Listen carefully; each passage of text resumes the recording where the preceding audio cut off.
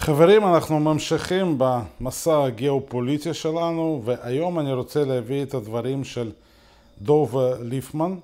הוא היה חבר כנסת כמה שנים, והוא מייצג קבוצה מעניינת של אנשים שהיו בשמאל, או אפשר להגיד במרכז הבמה הפוליטית. כן, ליפמן היה חבר כנסת מטעם יש עתיד. והיום מהמקום שלהם הם מנסים להבין מה קורה בעולם. למה לא מבינים אותנו אחרי 7 באוקטובר? האם זאת אנטישמיות חדשה? אני חושב ליפמן יש דברים מאוד חדים בנושא הזה.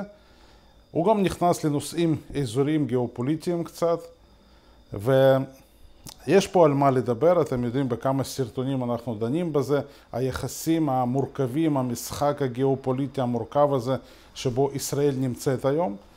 ואני יכול להוסיף גם ממני, אני חושב שיש פה באמת, מה שאני אמרתי גם בסרטון קודם, אומנות הבלתי אפשרי. מצד אחד מאוד ברור איפה נמצאת ישראל. ישראל נמצאת בציר מדינות המערב, ככה אני אומר, או אם אפשר להגיד, אם אנחנו במלחמת עולם שלישית, אז אין ספק שישראל כבר או תהיה בצד של מדינות המערב. אין לנו מקום בציר אחר כרגע. וזה די ברור, כן? זאת אומרת, אני חושב שזה ברור לכולם, זה ברור גם לרוסיה, לאיראן, לסין, למדינות שאנחנו קוראים להם התארגנות הזאת של הדרום החדש, כן? שמנסה להוביל סין ורוסיה. אבל מצד שני, יש לנו אינטרסים, במיוחד עכשיו כשאנחנו מדברים על לבנון, על חיזבאללה, זה כמובן חופש פעולה בסוריה, ופה אנחנו למעשה פוגשים את רוסיה, שנמצאת ממש על הגבול שלנו. לכן אני חושב שהדברים האלה של ליפמן שהוא מביא הם חשובים. אני עוד פעם לא מביע פה דעות משלי. אני חושב שאתם תראו וגם תחשבו. אני לא יודע אם יש למישהו פה פתרונות קלים וברורים, אבל אלה הנושאים שהם לא ירדו מסדר היום ושאנחנו נצטרך להתמודד איתם. וצריך לדעת לבנות יחסים בלתי אפשריים, לא פשוטים, כן, בין ארצות הברית, סין, רוסיה, איראן וישראל. כן, זה נשמע פשוט בלתי אפשרי. דרך אגב, כפי שאני תמיד אומר מההיסטוריה, אם אנחנו נזכר במלך אחאב, שהיה מראשי הקואליציה שהובילה ממלכת ישראל וממלכת ארם דמשק, נגד אשור, כן, אימפריה מאוד מפחידה של אותם זמנים. ובאותה קואליציה נמצאים מדינות בלתי אפשריות לחלוטין, כן, כמו ארם וישראל, שתי אויבות המרות שנלחמות בלי סוף, אנחנו יודעים את זה גם מהתנ"ך. אבל יש שם עוד 11 מלכים, כל אחד עם האינטרסים שלו, ועדיין הם מצליחים להתאחד ולפתור את האיום המשותף, למצוא שפה משותפת שזה לא פשוט. אז ככה תמיד כשאנחנו מסתכלים על העבר, יש לנו גם אולי מה ללמוד לגבי ההווה שלנו. טוב, אני מדבר יותר מדי, תסתכלו את הסרטון, תכתבו למטה מה אתם חושבים. Yeah, so I think that everyone's making a very big mistake in thinking that somehow you can make a deal to bring peace with an entity called Hamas, which has as its charter, as its desire, as its stated mission to destroy Israel, to do October 7th again and again and again. They don't have an interest in peace. That's why they attacked us to begin with. Let's remember, since 2005, Israel has not been in the Gaza Strip. If Hamas wanted to, they could have used billions and billions of international money to build a beautiful, beautiful area there for all of its residents, an area that people around the world would come to, luxurious, enjoyable vacation. And instead, they used all the money to continue building a terrorist infrastructure to destroy Israel. So why does anybody think that now all of a sudden they would agree to peace? There was peace, quote unquote, on October 6th. They wanted to accomplish something, which was to kill as many Israelis as possible. They wanted to wreak havoc on the region, and they still want to. So it's a mistake to think that they'll somehow release hostages and then that's the end of the story. That's just the beginning of the story for them as they rebuild to continue destroying Israel. So therefore, from Israel's perspective, if Israel could get the hostages out and give a little bit of a pause in the fighting, that's something we would consider.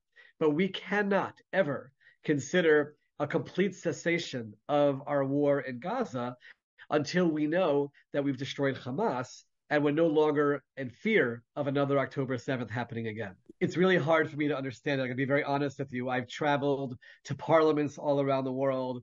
I meet with leaders around the world and discuss the issue of Israel. And many of them are supportive of Israel as a concept. I don't believe they're anti-Israel per se, but they have a complete misunderstanding of what's happening in the Middle East. And they somehow, when people compare it to Northern Ireland, I said, like, what are you talking about? I mean, I'm not in any way saying that wasn't a difficult situation, but that wasn't the same. That wasn't a people who have said, right? Nobody that I ever heard of, any leaders of the UK in London ever said, we are determined to kill, rape, butcher, kidnap people in Ireland. It was an issue of land, and they had to figure that out. If this was a simple land dispute, then there may be ways to negotiate and work it out. But it's much, much deeper than that. And that's why, so I think it's a complete misunderstanding and misreading of the situation. The question that I ask all of those leaders, and I'll ask, all of your audience, is the Palestinians were offered a state, the Arabs in the region, in 1936, in 1947, in 1967, in 2000, and in 2008. In one of those times, in 2000 in particular, in Camp David, they were offered more than anyone ever would have imagined that Israel would offer. Essentially, 96% of what they wanted, and even the remaining 4%, there would be some kind of a land swap. And that not only said no, but they unleashed the Second Intifada on Israel, where there were buses blowing up and pizza parlors blowing up and innocent people being killed and maimed. So you have to ask yourself, why? If all they want is a state, if that's truly their goal, why have they said no to generous offers that Israel has made? And I don't think there's any conclusion you can come to other than they're not looking for their own state. They're looking to destroy the Jewish state. And that's why Israel has to look out for its own interests. We welcome the support of world leaders when they give it to us, but we're not going to bow to whatever they demand from us when it goes against our interests. And in this particular case, right now, I'm going to be very honest with you. It's hard to see loss of life in Gaza. It is. We don't want to kill innocent people, but we're doing everything we can to avoid it. But our first and foremost responsibility is our own country and our own country's security. And until Hamas's military capability is destroyed, we just can't stop fighting, no matter what pressure the world puts on us. So I do think when it comes to the mass protests, I do think, and I don't jump to this conclusion very easily, but I do believe there is an underlying anti-Semitism there. The same way we cannot understand why the Jewish people were persecuted everywhere we went for 2,000 years. We can't explain it. I can't tell you. I don't think we did anything to hurt anybody. I don't think we were bad people. And yet there was this determined effort to persecute us. I think the underlying theme in these protests, and certainly the ones who are responsible for them, there is anti-Semitism. It's just anti-Judaism. I don't know that all the people that are out there protesting are anti-Semitic. I think people are very misled. They hear, colonialism, genocide, baby killers. They hear this, Zionism, as this evil word, and they just latch onto it because people are looking for causes, and they're not educated at all. When I've been able to sit down and have a conversation with anybody, without all the hysteria, without the cameras, and just walk them through it, I'm able to take most people away from being anti-Israel because they're shocked. They don't know that in Israel, Arabs have full equal rights, that they serve in the Knesset, that they play on our national teams, that they serve as Supreme Court justices. People don't know that. So they're convinced by little sound bites on TikTok and video clips that we're somehow the aggressors and we're somehow horrible, and they buy into it. But behind the protests and the financing and all of that, I don't have a doubt any longer that it's anti-Semitism. And there's no other way to explain it, because intellectually, it just doesn't make sense. We live in a world that is filled with the worst atrocities imaginable. There are tribes that are just destroying each other, women that are being raped and sold as slaves, and the world doesn't care. Somehow we're defending ourselves in Gaza and the world cares. There's no other thing I can say other than anti-Semitism for that. And that's something which I also am very proud of those people who fight against it. You know, there's a non-Jewish population throughout the world that fights against it. Even in the United States of America, where you've seen all these big college protests, since October 7th, the polls have been consistent of over 70% of the population that still supports Israel. So they're not making a lot of noise and you don't see them in the streets, but it's still there because they're not anti-Jewish. They're not anti-Semitic. So I do believe that anti-Semitism is behind certainly the world outcry about the war. 100% right. Zionism means the right of the Jewish people to live in their biblical and ancestral homeland. And what people don't know, when I show it to them, they're in shock. In the Declaration of Independence for the State of Israel, it says outright that full equal rights are given to all non-Jewish citizens of the state. It says outright that we call to all of our Arab neighbors to live in peace side by side with us. We have no desire for war. We have no desire to hurt anyone. I'm looking at you right now. I'm the father of a commander in the IDF. He's the nicest, sweetest, most loving young man on earth who doesn't want to hurt anybody. And if our enemies would just lay down their arms and stop calling for our destruction, there would be no need for any war whatsoever. If we would lay down our arms, we would be destroyed by all of our enemies who want to destroy us. So, but that's what Zionism means. And it's just been taken to mean this occupying, colonial, monstrous, evil entity. And it's nothing further from the truth. In fact, I'll go 180 degrees. The goal of Zionism is to have a Jewish state in the land of Israel where anybody can live freely and all faiths can worship, and that can be a platform to be a light unto the nations, to do good for the world and to help the world. That's the vision, but yet it's, like you said, it's been turned on its head, and people don't even know what they're talking about when they say it, and they don't even realize that it's actually a beacon of light into the world if they would just open their eyes to it. Sure. I mean, Israel was in a very tough situation when it came to the war in Ukraine. Obviously, the notion of Russia invading and attacking is something which we are against, and we didn't want to see that happening. But as you astutely pointed out, and I'm going to always emphasize, Israel has to look out for its own security. And the biggest thing was actually freedom of movement in Syria. In other words, Iran is essentially establishing itself in Syria and using it as a base to attack Israel. Israel needs to have the freedom militarily to destroy those Iranian interests in Syria. And Russia kind of looking the other way allows us to do that. If we became too involved in the Russian-Ukrainian conflict, if we became too much on the Ukrainian side, that would have immediate impact on Israel's security, because now when we have to go to Syria to deal with the Iranian military establishments there, Russia would join in. Russia would perhaps get involved in terms of anti-aircraft missiles and other things. And that was something which Israel simply couldn't afford to do. And I want to emphasize, it's not easy for Israel. It's not easy for Israel to see someone else, another country in need, and not to be able to be fully in on it. But if we know that being fully in means that it risks Israel's security, we just have no choice at that point. And it's not easy to do that. Life is complicated, and geopolitics is complicated. By the way, I'll go further. Even if we bring it back to the Gaza conflict for a moment, we really do not want to see one innocent Gazan die. We really don't. And we risk our soldiers' lives instead of just, coming in with the Air Force and flattening all of Gaza. We're not going to do that. And we risk soldiers' lives because we try to pinpoint our attacks on the terrorists. You know that in most conflicts of this kind, the expectation is that there will be 9 civilians killed for every combatant, 9 to 1. In this one, it's somewhere around 1 to 1, one Gazan civilian for every Hamas terrorist. We would wish there'd be none. We don't want to have any, but we have no choice but to fight because we have to protect ourselves. So by extension, it's the same thing. Our nature would be to be caring for Ukraine, to be helping Ukraine more. But the moment it conflicts with Israel's security interests, that's where we have to be nuanced and sophisticated about it.